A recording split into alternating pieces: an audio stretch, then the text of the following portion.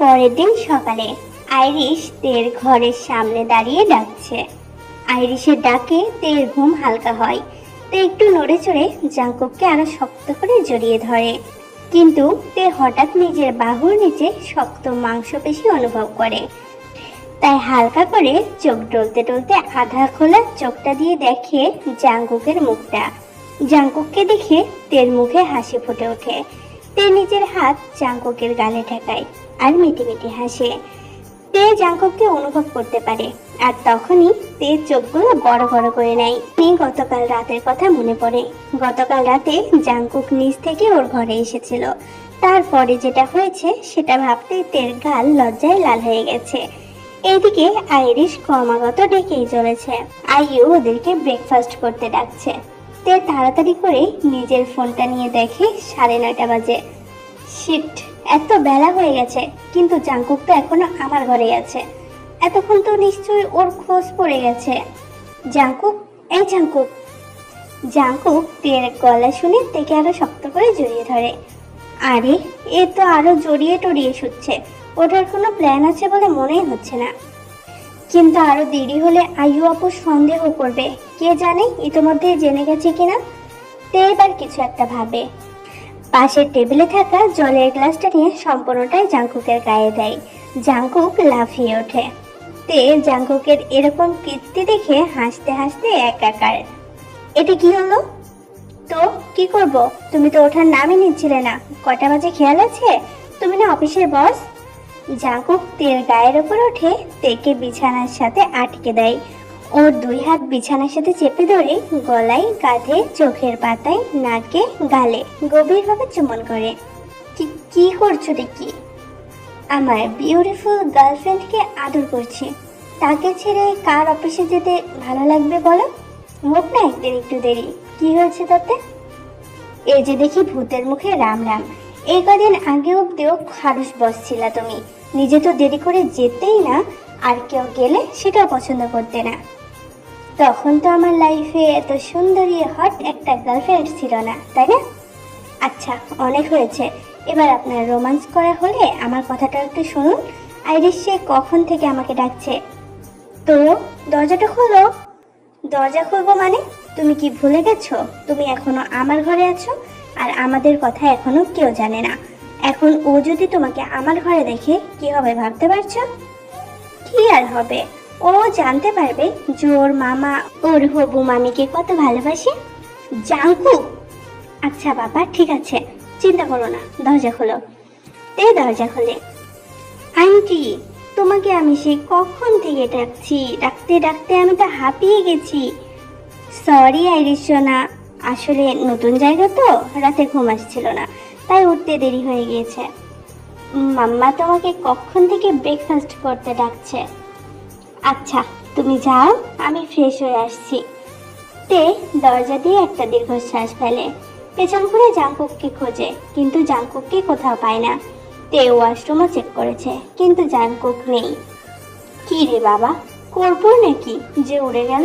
যাই হোক, আমি আগে ফ্রেশ হয়ে আসি। তে ফ্রেশ হয়ে ব্রেকফাস্ট টেবিলে আসে। ওখানে এসে দেখে আইয়ু আইরিশকে খাওয়াচ্ছে। তে এসে টেবিলে বসে। আইরিশ বাবু, ঘরে গিয়ে রেডি হয়ে নাও, মামা আসছে। আইরিশ চলে যাওয়ার পর তে, তোরে তো দেরি হলো কেন? আইরিশ তোকে সে কখন থেকে ডাকছে। আসলে রাতে ঘুম হয়নি তো, তাই আপু। তে ফোন টিপছে আর কথা বলছে। কেন, আমাদের বাড়ি তোর পছন্দ হয়নি? না সেটা না, তোমার ভাইয়ের জন্যে। যা, এটা কি বলে ফেললাম। আইয়ু আপনি নির্ঘাত এবার সব বুঝে যাবে। কি রে, বলতে বলতে থেমে গেলি কেন? আমার ভাই কি করেছে?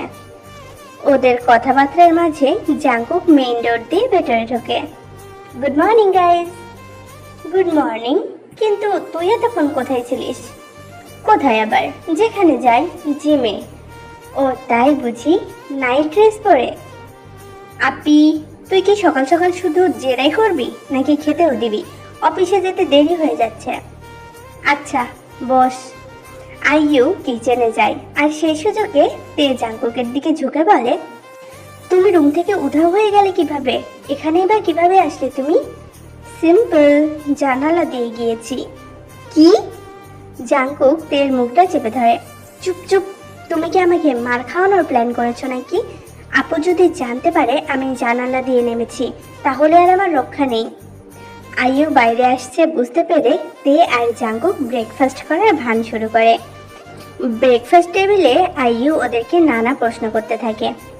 আচ্ছা আপি, আমরা এবার আসছি, এমনিতে আজ অনেক দেরি হয়ে গেছে। আইয়ু আপু। জাংকুক আর তে দুজনে উঠে দাঁড়ায়। কি রে, এভাবেই যাবি নাকি? মানে তোর গলায় বলে হাসতে শুরু করে আইয়ু। কি আমার গলায়?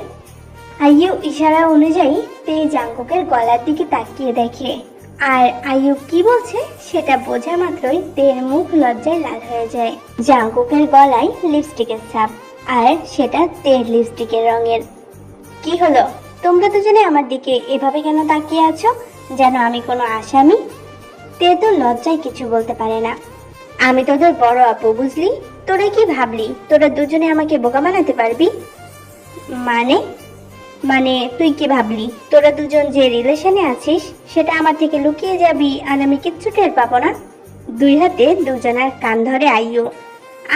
আপি লাগছে, ছাড় না। আইয়ু ছেড়ে দিলে দুজনই কান ডলছে। সরি আইয়ু আপু, আসলে আমি জাংকুককে কাউকে বলতে বারণ করেছিলাম। আচ্ছা ঠিক আছে, তোরা যা এখন, না হয় অফিসের দেরি হয়ে যাবে, এই নিয়ে আমরা পরে কথা বলবো।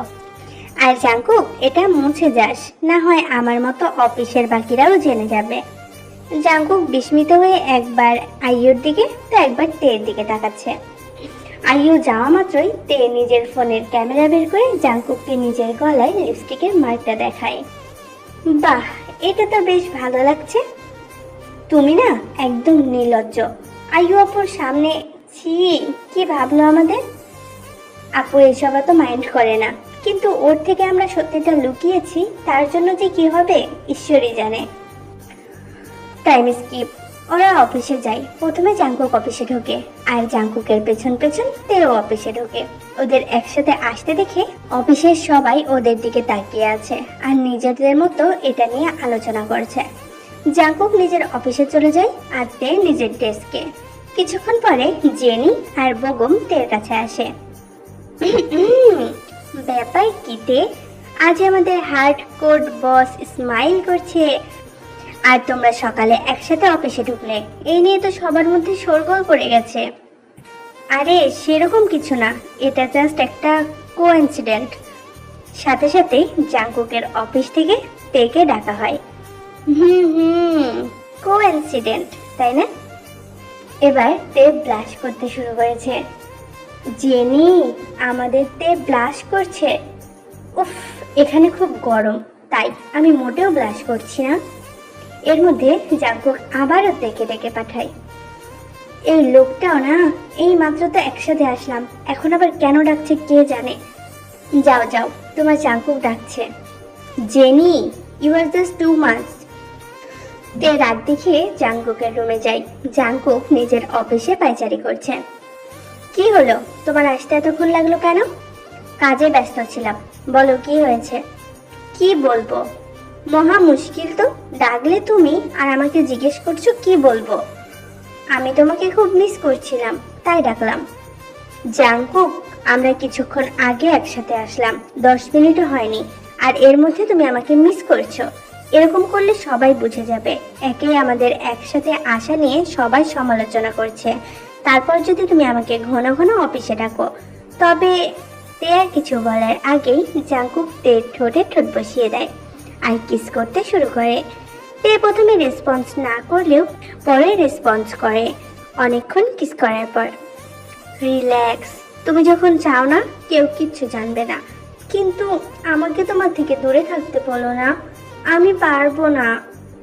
আচ্ছা বাবা, তুমি ঠিক নিজের কথা দিয়ে আমাকে মানিয়ে নিবে। কিছুদিন পরে রাতে সবার অফিস ছুটি হয়ে গেলেও জাংকুক আর তে এখনো বাড়ি যায়নি। একটা বড় প্রজেক্টের কাজ থাকায় জাংকুক অফিসেই আছে। তেও জাংকুকের সাথে রয়ে গিয়েছে ওকে সঙ্গ দেওয়ার জন্য। তে 2 কাপ কফি নিয়ে জাংকুকের অফিস রুমে ঢোকে। জাংকুক খুব মনোযোগ দিয়ে কাজ করছে, তাই তের উপস্থিতি প্রথমে টের পায়নি। তে কিছুক্ষণ সোফায় বসে জাংকুকের জন্য ওয়েট করে, কিন্তু অনেকক্ষণ হয়ে যাওয়ার পরেও যখন জাংকুক কোনো রেসপন্স করে না, তখন তে মনে মনে একটু রাগ করে। তারপর তের মাথায় দুষ্ট বুদ্ধি চাপে। তে সোফা থেকে উঠে জাংকুকের পিছনে গিয়ে জাংকুককে জড়িয়ে ধরে। জান, জাংকুকের কানের লতিতে কিস করে বলে। এরপর জাংকুকের কোলে বসে ওর গলাটা জড়িয়ে ধরে। জাংকুক ল্যাপটপ থেকে চোখ না সরিয়ে বলে, সোনা এখন না। এবার জাংকুকের কথাই তের বেশ ভালো অভিমান হয়েছে। ও জাংকুকের জন্য বসে আছে আর জাংকুক ওকে পাত্তাই দিচ্ছে না। তে জাংকুকের জন্য কফি করে আনলো আর সেটাও খেলো না ও। এবার তে জাংকুকের কাছ থেকে উঠে চলে যেতে চায়, কিন্তু তের অভিমান হয়েছে জাংকুক সেটা ঠিকই বুঝতে পেরেছে। নিজের ল্যাপটপটা অফ করে তের হাত ধরে টানে। জাংকুক তের কোমর জড়িয়ে ধরে বলে, আই এম সরি সোনা, আমি কাজে এতটাই ব্যস্ত হয়ে গিয়েছিলাম যে আমার মিষ্টি গার্লফ্রেন্ডটা আমার জন্য ওয়েট করছে সেটা তো আমি ভুলেই গিয়েছিলাম। ওকে জাংকুক, আই আন্ডারস্ট্যান্ড, আমি কিছু মাইন্ড করিনি, তুমি কাজ করো। জাংকুক ভালোই বোঝে তে এখনো অভিমান করে আছে। এবার জাংকুক তেকে তুলে নিচের টেবিলের উপর বসিয়ে দিয়ে তের গোলাপের মতো কোমল ঠোঁটে নিজের ঠোঁট মিশিয়ে দেয়। ও ঠোঁটের অমৃত চুষে নিতে থাকে, সাথে ওর দু হাত তের শরীরে বিচরণ করছে। তেও এবার নিজের সব অভিমান ভুলে জাংকুককে রেসপন্স করে। তের হাত নিজের অজান্তেই জাংকুকের শার্টের বোতামে চলে যায়।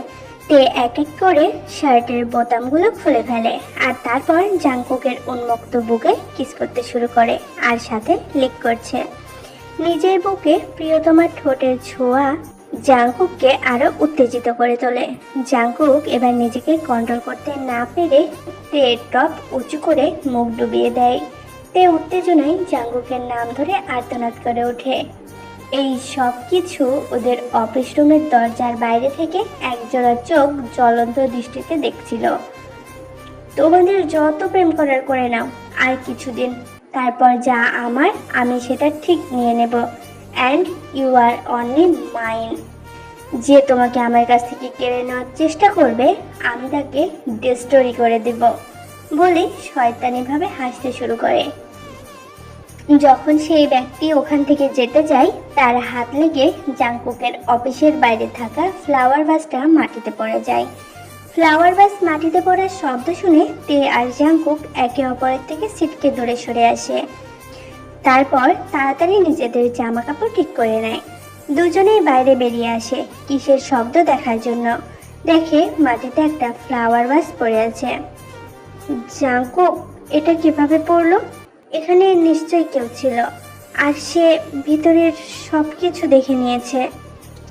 সেটা কিভাবে সম্ভব? আমি আর তুমি ছাড়া অফিসে আর কেউ নেই।